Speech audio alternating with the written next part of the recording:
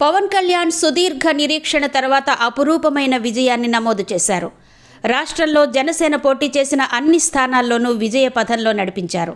ఒక ప్రాంతీయ పార్టీ పోటీ చేసిన అన్ని స్థానాల్లోనూ అంటే 21 అసెంబ్లీలకు గాను 21లోనూ 2 ఎంపీ సీట్లకు గాను 2టిలోనూ గెలవడం అనేది ఇప్పటి వరకు ఎక్కడా వినని జరగని ఘటన. గత ఎన్నికల్లో పవన్ ఓటమిని కాపు వర్గం తమకు పరాభవంగా భావించింది. ఈసారి ఆయన కాపు వర్గాన్ని ఇంకా జాగ్రత్తగా కాపాడుకున్నారు. దానికి తోడు పవన్ ఈసారి ఎన్నికలకు ముందు చాలా జాగ్రత్త చేయించుకున్నారు. చాలా స్పష్టతతో కాపు కులం ఓట్లు ఎక్కడికైతే మెజార్టీగా ఉన్నాయో అలాంటి నియోజకవర్గాలను మాత్రమే ఎంపిక చేసుకున్నారు. ఒక మాటలో చెప్పాలంటే గురి చూసి కొట్టాడు.